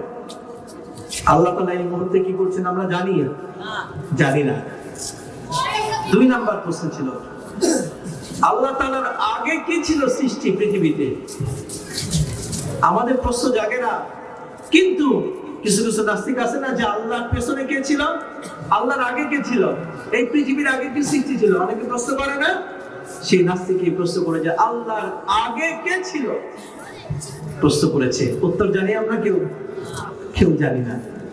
3 নাম্বার প্রশ্ন ছিল, আল্লাহ যে আছেন এটা প্রমাণ করো। আল্লাহকে তো দেখা যায় না, আল্লাহকে দেখা যায়? কেউ দেখি না, প্রমাণ করো, প্রমাণ করতে হবে। 4 নাম্বার প্রশ্ন ছিল আল্লাহ একজন, কিন্তু একা হয়ে তাম পৃথিবীর এই সব কিছু কেমনে দেখেন, এটা প্রমাণ করো। জবাব আছে কারো কাছে? কারো কাছে জবাব নেই। 5 নাম্বার, এই মেরাজ রিলেটিভ প্রশ্ন, যে আমাদের মুসলমানদের যে নবী, শেষ নবী মুহাম্মদ সাল্লাল্লাহু আলাইহি ওয়াসাল্লাম, আল্লাহ যে তাকে মেরাজে নিলেন, ঠিক আছে মেরাজে নিয়েছে, তারা তো মানতে চায় না, ঠিক আছে মেরাজে নিয়েছেন, কিন্তু আসমানে কোন দরজা দিয়ে, কোন দিক দিয়ে আসমানের আল্লাহ তাকে মেরাজে নিয়েছিলেন সেটা বলো। এই প্রশ্নের উত্তর আমরা কেউ জানি? কেউ জানি না। যখন সেই নাস্তিকগুলো এই কঠিন কঠিন প্রশ্ন করেছেন, এগুলো কিন্তু কোরআন সুন্নাহর মধ্যে বেশি নাই। উপস্থিত বড় বড় আলেমরা যারা আছে তারাও একটু হতভম্ব হয়ে গেছে। এগুলো কিন্তু হিকমতের ব্যাপার, প্রজ্ঞার ব্যাপার। আল্লাহ তাআলা বিশেষভাবে যাকে দেন, জ্ঞান দেন, তারাই কিন্তু এই বিষয়গুলো পারেন। কথা বলেন ঠিক কিনা? একজন ব্যক্তি ছিলেন দুনিয়াতে, লোকমান হাকিম নাম। লোকমান হাকিম কেন বলা হয়? আল্লাহ তাআলা তাকে মহা জ্ঞানী বানিয়েছিলেন, আল্লাহ তাআলা তাকে হিকমত দিয়েছিলেন, প্রজ্ঞা দিয়েছিলেন, তার জ্ঞান অনেক বেশি ছিল। প্রিয় ভাইরা আমার, ইমাম আবু হানিফা রাহমাতুল্লাহ আলাইহি, তিনি তো ছোট মানুষ, তরুণ মানুষ। বড় বড় আলেমরা সমাবেশের তারিখ নির্ধারণ হয়েছে, বড় বড় আলেমরা সবাই উপস্থিত হয়েছেন। সেই নাস্তিক সহ তার দলবল উপস্থিত হয়েছে। অনেক মানুষ, সমাজের বহু মানুষ একসাথে গিয়েছে। এখানে নাস্তিকদের সাথে বড় বড় আলেমদের বহস হবে, মুনাজারা হবে। দেখা যাক কারা যেতে। সমস্ত মানুষ এভাবে অপেক্ষায় আছে। সুন্দর মসজিদ শুরু হয়ে গেছে, বহস শুরু হয়ে গেছে। এবার সেই নাস্তিক যখন এক এক করে প্রশ্ন করেন, কোন আলেমরা সঠিক জবাব দিতে পারেন না। সেই সময় তরুণ ব্যক্তি ছিলেন ইমাম আবু হানিফা রাহমাতুল্লাহ আলাইহি, তার নাম ছিল নোমান ইবনে সাবিত। ইমাম আবু হানিফা রাহমাতুল্লাহ আলাইহি তরুণ মানুষ, তিনি চিন্তা করলেন এই তো কঠিন প্রশ্ন, এই প্রশ্নগুলোর জবাব তো কোরআন হাদিসের মধ্যে সরাসরি নাই, একটু হিকমত খাটাই এটার জবাব দিতে হবে, একটু ঘোরায় জবাব দিলে এটা উত্তর হয়ে যাবে। এবার ইমাম আবু হানিফা রাহমাতুল্লাহ আলাইহি সুন্দর করেন সেই মসজিদের মধ্যে চলে গেলেন। মনে করেন এটা একটা মসজিদ। আস্তে আস্তে আসলেন ছোট মানুষ, তরুণ মানুষ, এসে সবাইকে উদ্দেশ্য করে, সবাই ছিল এর মধ্যে, তিনি এই মঞ্চের মধ্যে, সেই নাস্তিক বসা আছে চেয়ারের মধ্যে। ইমাম আবু হানিফা রাহমাতুল্লাহ আলাইহি বললেন, তোমার 5টি প্রশ্নের জবাব আমি আবু হানিফা দেব। সুবহানাল্লাহ। তার নাম হলো নোমান বিন সাবিত, আমি নোমান বিন সাবিত দেব। আবু হানিফা এটা হলো তার উপাধি, আমি দেব। সমস্ত আলেমরা, সমস্ত মানুষ উপস্থিত, সবাই অবাক হয়ে গেল, কি ব্যাপার, এই তরুণ সে দেবে? সবাই অবাক হয়ে গেল। ইমাম আবু হানিফা রাহমাতুল্লাহ আলাইহি শর্ত দিয়ে দিল, ঠিক আছে, যদি আমি তোমার 5টি প্রশ্নের উত্তর দিতে পারি, তোমরা কি সবাই মিলে মুসলমান হবা? সেই নাস্তিক এবার বলল, ঠিক আছে, ওয়াদা দিলাম, মুসলমান হয়ে যাব। ইমাম আবু হানিফা রাহমাতুল্লাহ আলাইহি জবাব দিলেন, তোমার 1 নাম্বার প্রশ্ন কি ছিল? নাস্তিক এবার বলছে, আমার প্রথম প্রশ্ন ছিল আল্লাহ তাআলা এই মুহূর্তে কি করছেন? আল্লাহ তাআলা এই মুহূর্তে কি করছেন? ইমাম আবু হানিফা রাহমাতুল্লাহ আলাইহি সুন্দর করে জবাব দিলেন, তুমি প্রশ্ন করেছো, জানতে চেয়েছো, আর আমি অ্যানসার দেব, উত্তর দেব। মানে তুমি যেহেতু জানতে চেয়েছো, তুমি হলে ছাত্র, যেহেতু আমি জবাব দেব, আমি শিক্ষক। বলেন আল্লাহু আকবার। এবার ইমাম আবু হানিফা রাহমাতুল্লাহ আলাইহি সবাইকে উপস্থিত ভাবে বললেন, ছাত্র চেয়ারে বসে নাকি শিক্ষক চেয়ারে বসে? বলেন কে বসে? শিক্ষক। হিকমত কাকে বলে শোনেন। ইমাম আবু হানিফা রাহমাতুল্লাহ আলাইহি বললেন, ছাত্র চেয়ারে বসে নাকি শিক্ষক? উপস্থিত সবাই এই ছোট্ট বালকের কথা শুনে অবাক। সবাই বললেন, নিশ্চয়ই তো শিক্ষকের চেয়ারে বসে। সঙ্গে সঙ্গে সে নাস্তিক লজ্জা পেয়ে চেয়ারটা ছেড়ে দিল, আর ইমাম আবু হানিফা রাহমাতুল্লাহ আলাইহি চেয়ারের মধ্যে এসে বসলো। সুবহানাল্লাহ। ইমাম আবু হানিফা রাহমাতুল্লাহ আলাইহি জবাব দিল, ও নাস্তিক, শোনো শোনো, তোমার প্রথম প্রশ্ন ছিল আল্লাহ তাআলা এই মুহূর্তে কি করলো? আল্লাহ তাআলা নাস্তিককে চেয়ার থেকে কান ধরে নিচে নামায় বসাই দিল। আল্লাহু আকবার। কঠিন জবাব। উত্তর আছে? উত্তর আছে? আল্লাহ তো সেটাই করলো, নাস্তিকরে চেয়ার থেকে নিচে নামায় বসালো। হিকমত কাকে বলে বুঝছেন? প্রথম প্রশ্নের জবাব শেষ, সবাই অবাক হয়ে গেছে উপস্থিত। 2 নাম্বার প্রশ্ন, আল্লাহ তাআলার পূর্বে কি ছিল? আল্লাহ তাআলার পূর্বে কি ছিল পৃথিবীতে? এই উত্তর কেউ জানেন আপনারা? বলেন তো। ইমাম আবু হানিফা রাহমাতুল্লাহ আলাইহি বললেন, ঠিক আছে, তোমার এই প্রশ্নের জবাব দিব, কিন্তু তোমার বোঝার মতো ক্ষমতা নাই। যে ভালো গণিতে পারদর্শী তাকে ডেকে নিয়ে আসো। অঙ্কের যিনি ভালো মাস্টার তাকে নিয়ে আসা হলো। তাকে এবার প্রশ্ন করা হলো। ইমাম আবু হানিফা রাহমাতুল্লাহ আলাইহি সবাইকে সামনে নিয়ে তাকে প্রশ্ন করলেন, আপনি তো অঙ্ক দিয়ে তো ভালো পারেন, আমরা তো সব সময় গুনি 1 2 3 4 5 6 7 8 9 10 গুনি না, এক থেকে উপরের দিকে যায় না? উপরের দিকে যায়। ইমাম আবু হানিফা রাহমাতুল্লাহ আলাইহি সে গণিতের মাস্টারকে বললেন, আপনি এবার উল্টা গুনেন, এতদিন তো সিধা গুনে আসতেন, উল্টা গুনেন। 10 9 8 7 6 5 4 3 2 1, তারপরে কি? 0। তার আগে কি? তার আগে কি? মাস্টার সাহেবের বাচ্চিস, তার আগে কিছু নাই, তার আগে কিছু নাই। সঙ্গে সঙ্গে ইমাম আবু হানিফা রাহমাতুল্লাহ আলাইহি বলে উঠলেন, শূন্যের আগে কোনো কিছু হয় না, একের আগে শূন্য, শূন্যের আগে আর কোনো কিছু নাই। ঠিক তেমনি ভাবে আল্লাহ সুবহানাহু ওয়া তাআলা তো মেনে নিতে হবে। আমার নাম আল্লাহ সুবহানাহু ওয়া তাআলা এই পৃথিবী বানিয়েছেন, পৃথিবীর সৃষ্টিকর্তা, এই পৃথিবীর মালিক, এই পৃথিবীর যা কিছু আছে সব কিছু তার। আমার রব আল্লাহ সুবহানাহু ওয়া তাআলা, তার আগেও কোনো কিছু নাই। আল্লাহু আকবার। কোনো জবাব থাকে? আর কোনো জবাব থাকে না। প্রশ্ন কি কঠিন, উত্তর সহজ। এবার 3 নাম্বার আরো কঠিন প্রশ্ন, আল্লাহ যে আছেন সেটা প্রমাণ করো। প্রমাণ করতে পারবো আমরা কেউ আল্লাহ যে আছে? আল্লাহকে কেউ দেখেছি? বলেন দেখেছি? স্বপ্নে নবীকে দেখা যায়, বিভিন্ন ভাবে আল্লাহ তাআলা দেখান, নবীকে দেখান, কিন্তু আল্লাহ তাআলাকে স্বপ্নে দেখা যায়? সম্ভব না, কঠিন। প্রিয় ভাইরা আমার, আল্লাহ তাআলাকে কেউ দেখে না, তাহলে এখন করণীয় কি? এই কঠিন প্রশ্নের জবাব কি হবে? ইমাম আবু হানিফা রাহমাতুল্লাহ আলাইহি, আল্লাহ যে তাকে এত যুগ শ্রেষ্ঠ ফকিহ বানিয়েছেন, এত হিকমত দিয়েছেন, তিনি সেই সময় সেটা প্রমাণ করেছেন ছোট অবস্থাতেই। বলেন তো, অক্সিজেন আমরা কে কে দেখি? দেখতে পাই? দেখতে পাই। এই যে বাতাস হচ্ছে মাঝে মাঝে এদিক থেকে আসতেছে, আপনারা দেখতে পাচ্ছেন? বাতাস লাগতেছে, দেখতে পাচ্ছেন? কেউ দেখতে পান? কেউ তো দেখতে পান না, বাতাস দেখতে পাই না, অক্সিজেন দেখা যায় না। কিন্তু তাই বলে কি বাতাস নাই? আছে। অক্সিজেন নাই? অক্সিজেন ছাড়া তো একটা মিনিট আমি চলতে পারবো না। আছে। ইমাম আবু হানিফা রাহমাতুল্লাহ আলাইহি এবার সেই নাস্তিককে ডেকে বললো, একটু আগায় বসো, এখানে কাছে আসো। যখন সেই নাস্তিকের সর্দার কাছে আসলো, ইমাম আবু হানিফা রাহমাতুল্লাহ আলাইহি তরুণ মানুষ, গায়ে যতটুকু শক্তি আছে, আল্লাহু আকবার বলে একটা হাত দিয়ে জোরে একটা থাপ্পড় মারছে, ওরে জোরে একটা থাপ্পড় দিছে নাস্তিককে। সব উপস্থিত সবাই অবাক, আরে এত ছোট্ট বালক এত বড় ব্যক্তিকে থাপ্পড় দিল। সবাই তো গরম। ইমাম আবু হানিফা রাহমাতুল্লাহ বলে, আরে সবাই থামেন, জবাব তো আমার এখানে। কেমনে? ইমাম আবু হানিফা রাহমাতুল্লাহ আলাইহি বলছেন, তোমার যে মারলাম, কই মারলাম দেখাও, তাড়াতাড়ি দেখাও। মারলাম যে মারটা কোথায় মারলাম দেখাও। বলতেছে, আমরা এখানে মারলাম। কই? এ কোথায় মারছি? যে কি প্রমাণ? প্রমাণ কি? কই আমি ব্যথা বুঝতে পারছি।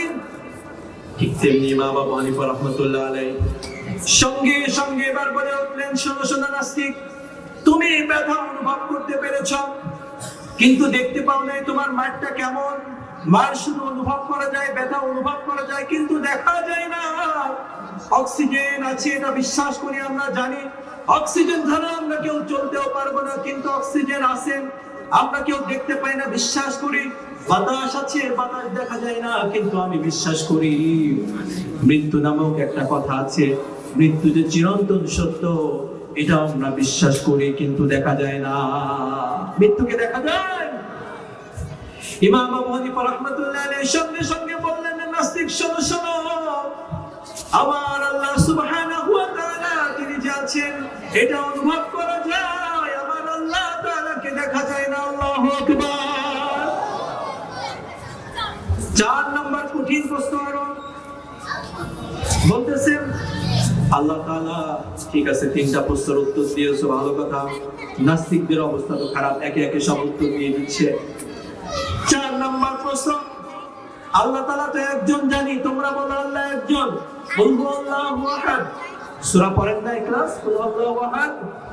এই সূরার প্রথম শিক্ষা কি? আল্লাহ এক, আল্লাহ এক, আহাদ, আল্লাহ এক শিক্ষা দেওয়া হয়। তোমরা তো বলো আল্লাহ এক, ঠিক আছে, একজন আল্লাহ এই পুরো পৃথিবীকে কেমনে দেখে? তাড়াতাড়ি জবাব দাও। আমাদের কেউ এই জবাব পারি এটা? কেউ আমরা জবাব পারি না।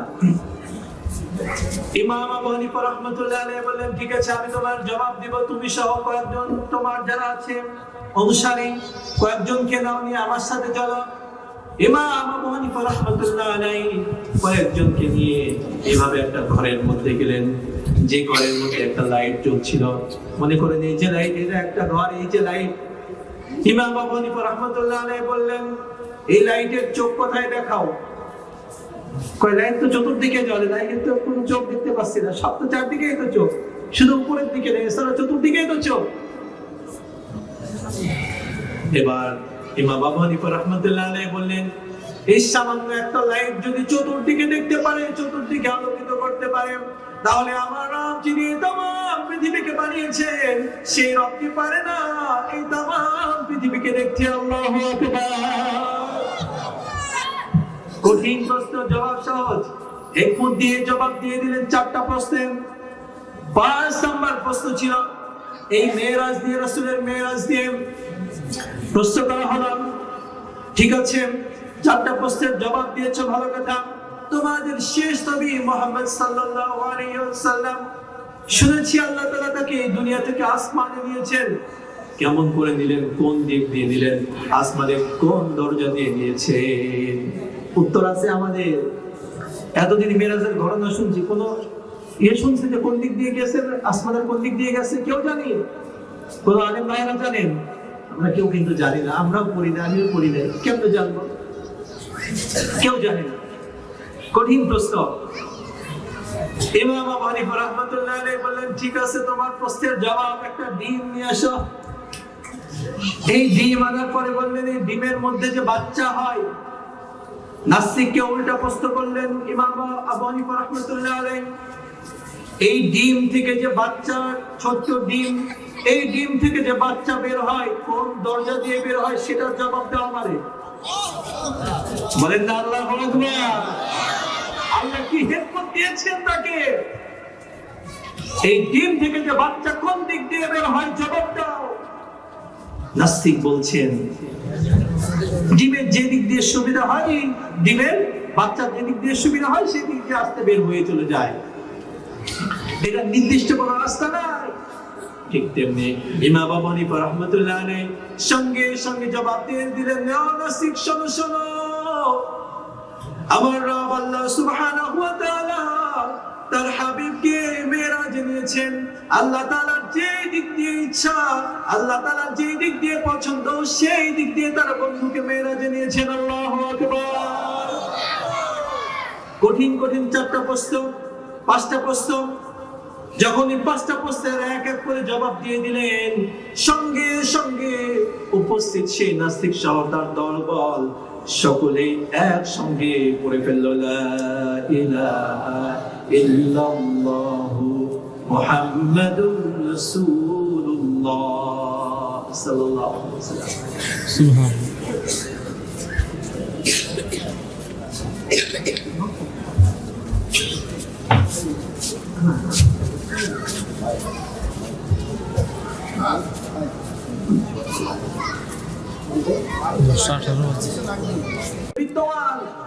তাম পৃথিবীর নাস্তিকরা কোনোদিন বিজয় লাভ করতে পারেনি ইমানদারদের সাথে। এই জন্য ইমাম আবু হানিফা রাহমাতুল্লাহ আলাইহির মতো মানুষদেরকে, এমন বড় তাবেঈদেরকে নিয়ে কথা বলার আগে যারা কথা বলে তাদেরকে বলতে চাই, 1000 বার ভেবে বলবেন, তারা কোনো সাধারণ কোনো ব্যক্তি ছিল না। আমার প্রিয় ভাইরা বাবাজিরা, যে কথা বলছিলাম, প্রথম শিক্ষা ছিল আল্লাহর সাথে শিরক করা যাবে না। 2 নম্বর শিক্ষা ছিল আবিল ওয়ালিদাইনি ইহসানা, মার বাবার সাথে ভালো ব্যবহার করা লাগবে। প্রিয় ভাইরা আমার, আল্লাহ তাআলা বারবার পবিত্র কোরআনে বলেছেন মায়ের সাথে বাবার সাথে ভালো আচরণ করা লাগবে, কারণ আমার মা আপনার বাবা, আমার মা বাবা এই পৃথিবীর জন্য, সন্তানের জন্য সব থেকে দামি নিয়ামত। কথা বলেন ঠিক কিনা? যারা বাবা হারিয়েছেন সেই সন্তানগুলো একটু বলেন তো, বাবা থাকতে হয়তো সেই তার যে কদর, তার যে মান মর্যাদা, বাবার যে ফিলিংস, সেটা বুঝি নাই। কিন্তু যারা বাবা হারাইছে, হারানোর পরে বলেন না তাদের কেমন লাগে বাবার কথা। একটাবার ভাবেন, এই মুহূর্তে একটাবার ভাবেন, আমার বাবা নাই, সে কবরে শুয়ে আছে, একটাবার ভাবেন বাবা কি জিনিস। একবার ভাবেন মায়ের কথা, একটাবার ভাবেন মা কি জিনিস। আমার মনে হয় প্রত্যেক সন্তানের চোখে পানি চলে আসবে এবং আসছে, কারণ এই পৃথিবীর সব থেকে দামি শ্রেষ্ঠতম নিয়ামত আল্লাহর পক্ষ থেকে হলো মা আর বাবা, যাদের মাধ্যমে আমরা দুনিয়াতে এসেছি। সেই মা বাবা বহু মানুষ আমরা হারিয়েছি, আর আল্লাহ তাআলা সেই মা বাবার ব্যাপারে বারংবার বললেন, বারংবার বলেছেন মায়ের সাথে ভালো ব্যবহার করো, বাবার সাথে ভালো আচরণ করো, মাকে খুশি করো, বাবাকে খুশি করো। আল্লাহ তাআলা বারবার বলেছেন। মেরাজের দ্বিতীয় শিক্ষা ছিল এটা, মার বাবার সাথে ভালো আচরণ করো, মার বাবার সাথে ভালো আচরণ করো। ও আমার যুবকেরা, সবাইকে বলছি, যাদের মার বাবা এখনো বেঁচে আছে তাদেরকে বলছি, অনেকে মায়ের গায়ে হাত তুলে এমন জঘন্য সন্তান আছে না নাই? আছে। বাবাকে কষ্ট দে, বাবাকে ব্যথা দে, বাবার চোখের পানি ফেলায় এমন সন্তান আছে না নাই? মার বাবাকে বৃদ্ধাশ্রমে রেখে আসে এমন সন্তান আছে না নাই? পশ্চিমাদের কালচার হলো বৃদ্ধাশ্রম, কিন্তু আমাদের সমাজে দিনকে দিন বৃদ্ধাশ্রম বেড়েই চলেছে। আমার প্রিয় ভাইরা বাবাজিরা, যে বাবা যে মা সারাটি জীবন ধরে সন্তানকে লালন পালন করে, সন্তানের জন্য সব কিছু করে, এই মাথার ঘামগুলো পায়ে ফেলে প্রতিটা দিন সন্তানের মুখের হাসি ফোটায়, সেই মার বাবা কেন তার জায়গা হবে বৃদ্ধাশ্রম? কেন সে মা তার গায়ে আমি হাত তুলবো, মাকে বকা দিব, গালি দিব, আমার কথায় মা কেন কষ্ট পাবে? ভাইয়েরা আমার, আপনি সন্তান এতদিন যা করেছেন আল্লাহর কাছে একটু তওবা করেন যে আপনার মা যেন কষ্ট না পায়। আপনার মাকে কষ্ট দিয়েছেন, কখনোই কষ্ট দেবেন না, কারণ এই মার বাবা এমন দামি সম্পদ, তাদের মর্যাদা এত বেশি। যদি মার বাবা একটু আপনার প্রতি নারাজ হয়ে যায়, আল্লাহর জান্নাত আপনার জন্য হারাম হয়ে যাবে। নাউজুবিল্লাহ। এমন ছোট্ট একটি ঘটনা বলছি আমার প্রিয় ভাইরা বাবাজিরা। আল্লাহ নবীর প্রখ্যাত সাহাবী হযরত আলকামা রাদিয়াল্লাহু তাআলা আনহু, আল্লাহ নবীর প্রখ্যাত সাহাবী ছিলেন আলকামা রাদিয়াল্লাহু তাআলা আনহু। আল্লাহ নবীর সাহাবী, তাদের মর্যাদা বেশি না কম? আরে বলেন, বেশি না কম? অনেক বেশি তাদের মর্যাদা, তাদের কাছে আমরা কিছুই না। আল্লাহ নবীর সাহাবী আলকামা রাদিয়াল্লাহু তাআলা আনহু, তিনি মৃত্যু সজ্জায় চলে গেছে। যে কোনো সময় জানটা বের হয়ে যাবে, কঠিন অবস্থা চলছে, মুমূর্ষা অবস্থা। তার স্ত্রী তাড়াতাড়ি করে দৌড়ায় আল্লাহ নবীর কাছে, এসে বলেন, ইয়া রাসূলুল্লাহ, ইয়া হাবিবাল্লাহ, আপনার সাহাবী, আমার স্বামী আলকামা রাদিয়াল্লাহু তাআলা আনহু, সে তো যায় অবস্থা, না জানি কোন সময় জানটা বের হয়ে যায়। ইয়া রাসূলুল্লাহ, ইয়া হাবিবাল্লাহ, একটু আপনি আসেন, এসে আমার স্বামীকে, আপনার এই প্রিয় সাহাবীকে একটু কালেমার তালকিন দেন, কালেমা পড়ান মৃত্যুর সময়। যখন স্ত্রী এসে আল্লাহর নবীর কাছে এভাবে বললেন, আল্লাহর নবী সাল্লাল্লাহু আলাইহি ওয়াসাল্লাম দুইজন সাহাবী হযরত আলী এবং হযরত বেলাল রাদিয়াল্লাহু তাআলা আনহু, কোথাও কোথাও সালমান ফারসি রাদিয়াল্লাহু তাআলা আনহুর কথাও এসেছে, দুইজন অথবা তিনজন সাহাবী, তাদেরকে তিনি পাঠালেন, যাও যাও তোমাদের সাহাবী ভাই, তাকে গিয়ে একটু কালেমার তালকিন দাও।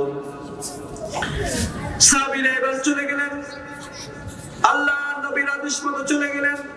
আলকামা রাদিয়াল্লাহু তাআলা আনহু তার ঘরে গিয়ে তার মাথার শিরে বসে এবার তাকে হযরত আলী রাদিয়াল্লাহু তাআলা আনহু কালেমা পড়ানোর চেষ্টা করলেন। বাচ্চাদেরকে একটু এই করা প্রচুর আওয়াজ আসছে। এবার হযরত আলী রাদিয়াল্লাহু তাআলা আনহু সাহাবী আলকামা রাদিয়াল্লাহু তাআলা আনহুকে মনে মনে তাকে মুখে কালেমা পড়ানোর চেষ্টা করলেন, তালকিন দিচ্ছেন, কিন্তু সাহাবী আলকামা রাদিয়াল্লাহু তাআলা আনহুর জবান দিয়ে কালেমা আসছে না। চিন্তা করবেন কথা, একজন সাহাবী, রাসূলের প্রিয়তম সাহাবী, কিন্তু তার জবান দিয়ে কালেমা শরীফ আসছে না।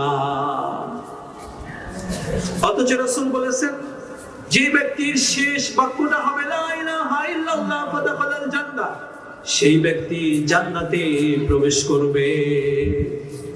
কালেমা পড়ানোর চেষ্টা করেন, কালেমা আসছে না। হযরত আলী রাদিয়াল্লাহু তাআলা আনহু একটু চিন্তিত হয়ে পড়লেন, কেন এমন হচ্ছে। এবার হযরত আলী রাদিয়াল্লাহু তাআলা আনহু সঙ্গে সঙ্গে বেলাল রাদিয়াল্লাহু তাআলা আনহুকে বললেন, বেলাল ভাই যাও, আল্লাহর নবীকে গিয়ে তাড়াতাড়ি খবর দাও, এই ঘটনার কথাগুলো বলো। বেলাল রাদিয়াল্লাহু তাআলা আনহু সঙ্গে সঙ্গে দৌড়ে আল্লাহর নবীর কাছে আসলেন, এসে বললেন, ইয়া রাসূলুল্লাহ, ইয়া হাবিবাল্লাহ, আপনার সাহাবী হযরত আলকামা রাদিয়াল্লাহু তাআলা আনহু তার জবান দিয়ে কালেমা বারবার পড়ানোর চেষ্টা করা হচ্ছে, কালেমা আসছে না। আল্লাহর নবী বললেন, বেলাল একটু খোঁজ দিয়ে দেখো তো আলকামার মা কিংবা বাবা কে বেঁচে আছেন। এবার হযরত বেলাল রাদিয়াল্লাহু তাআলা আনহু সঙ্গে সঙ্গে গিয়ে খোঁজ নেওয়া শুরু করলেন, কে তার বেঁচে আছে। দেখা গেল সে আলকামা রাদিয়াল্লাহু তাআলা আনহুর মা, বৃদ্ধা মা, তিনি বেঁচে ছিলেন। বৃদ্ধা মা, তিনি তার সন্তানের উপর একটু নারাজ। দেখা হলো, আল্লাহর নবী বললেন, ও বেলাল গিয়ে মাকে বলো, আমি নবী, আমি নিজে মায়ের কাছে আসব, নাকি মা একটু আসবে। কথা বুঝতে পেরেছেন? নবী বলতেছেন, আমি কি নিজে মায়ের কাছে যাব। মায়ের মর্যাদাটা কত বেশি, প্রত্যেক মা তার মর্যাদা কত বেশি আল্লাহর নবী দিয়েছেন। আল্লাহর নবী একবার তিনি মজলিসের মধ্যে বসে আছেন, একজন মহিলা বাইরে থেকে আসতেছেন। বাইরে থেকে যখন সেই মহিলা আসতেছেন, সঙ্গে সঙ্গে আল্লাহর নবী সাল্লাল্লাহু আলাইহি ওয়াসাল্লাম দাঁড়ায় গেলেন। দাঁড়ায় গিয়ে তিনি নিজে আগায় গেলেন, তাকে রিসিভ করে নিয়ে আসলেন। আসার পরে আল্লাহর নবী সাল্লাল্লাহু আলাইহি ওয়াসাল্লাম নিজের চাদর মোবারক সেটাকে সুন্দর করে বিছাই দিলেন। বিছাই দেওয়ার পরে সেই মহিলা সেখানে বসলেন। সেই মহিলা বসার পরে আল্লাহর নবীকে কিভাবে যেন দোয়া করে দিলেন, কাছে বসে তার মাথায় হাত বোলালেন, রাসূলকে দোয়া করে কিভাবে কিছু কিছু বলে চলে গেলেন। রাসূল পাক সাল্লাল্লাহু আলাইহি ওয়াসাল্লাম খুব মনোযোগ দিয়ে তার সেই মহিলার কথাগুলো শুনলেন। সাহাবীরা অবাক হয়ে ভাবছেন, একজন মহিলা আসলো, আল্লাহর নবী তার জন্য সম্মানে দাঁড়িয়ে গেলেন, আবার তিনি নিজের চাদর মোবারককে বিছিয়ে দিলেন মাটির মধ্যে। কে সেই মহিলা? সে মহিলা এবার আস্তে করে চলে গেলেন। যখন চলে গেলেন, সাহাবীরা এবার বললেন, ইয়া রাসূলুল্লাহ, ইয়া হাবিবাল্লাহ, আমরা অবাক হয়ে দেখছিলাম কে সেই মহিলা ছিল। সঙ্গে সঙ্গে আল্লাহর রাসূল বললেন, ও আমার সাহাবীরা, শোনো শোনো, আমি ছোটবেলায় তো আমার মায়ের আদর পাই নাই, আমার মাকে তো আমি ছোটবেলায় হারিয়েছি। যিনি এসেছিলেন তিনি আর কেউ নাই, তিনি হলেন আমার দুধ মা হালিমাতুস সাদিয়া রাদিয়াল্লাহু তাআলা আনহা। বলেন না সুবহানাল্লাহ। মায়ের জন্য আমার নবীর কতটা সম্মান, কতটা শ্রদ্ধা। তিনি একজন দুধ মা মাত্র, এত সম্মান। তাহলে আমি আপনি আমার মা বাবা কতটা সম্মান পাবে। এবার সঙ্গে সঙ্গে আলকামা রাদিয়াল্লাহু তাআলা আনহু তার মা চলে আসলো। আস্তে আস্তে বৃদ্ধা মা, তিনি আস্তে আস্তে রাসূলের দরবারে এসে বললেন, ইয়া রাসূলুল্লাহ, ইয়া হাবিবাল্লাহ, ইয়া রাসূলুল্লাহ, ইয়া হাবিবাল্লাহ, আমি হলো আলকামার মা। ইয়া রাসূলুল্লাহ, ইয়া হাবিবাল্লাহ, বলেন কি হয়েছে? রাসূল বললেন, ও আমার মা, আপনি বলেন আপনার সন্তান কেমন? মা বললেন, আমার সন্তান তো ভালো, নামাজ পড়ে, রোজা করে, সবকিছু করে, ইবাদত বন্দেগী, অনেক বেশি দান সদকা করে, তার একটা সুখ্যাতি আছে। ইয়া রাসূলুল্লাহ, ইয়া হাবিবাল্লাহ, সে তো ভালো। কিন্তু রাসূল বললেন, মা আপনি সত্য করে বলেন আপনার ছেলের প্রতি আপনি সন্তুষ্ট কিনা? যখন রাসূল মাকে এই প্রশ্ন করলেন, সঙ্গে সঙ্গে মায়ের চোখ থেকে পানি পড়ে গেল। মা বললেন, ইয়া রাসূলুল্লাহ, ইয়া হাবিবাল্লাহ, আমি আমার সন্তান, কলিজার টুকরা সন্তান, সে সব দিকেই ভালো, কিন্তু তার ঘরে যখনই বউ এসেছে তখন থেকে সে আমার সাথে একটু খারাপ আচরণ করে, তার বউয়ের কথায় আমার সাথে খারাপ আচরণ করে, আমি আমার সন্তানের প্রতি সন্তুষ্ট না। আল্লাহ নবী সঙ্গে সঙ্গে হযরত বেলালকে বললেন, না বেলাল, জঙ্গলে যাও, তাড়াতাড়ি জঙ্গল থেকে আসো, কাঠ নিয়ে আসো, আগুন জ্বালাও, আলকামাকে নিয়ে এসে এই আগুনের মধ্যে তাকে জ্বালিয়ে পুড়ে ছারখার করে দাও। কারণ মাকে অসন্তুষ্ট রেখে, মাকে নারাজ রেখে সে যখন মারা যাবে, সে তো অটোমেটিক জাহান্নামী হয়ে যাবে। প্রিয় ভাইয়েরা আমার, আলহামদুলিল্লাহ, আমাদের সম্মানিত প্রধান মেহমান, প্রধান আকর্ষণ, জুরাইন বাজার মসজিদের সম্মানিত খতিব আল্লামা হাফেজ মুফতি মাসুদ রহমান রিজভী সাহেব আমাদের মাঝে আসছেন। আমরা সবাই তাকে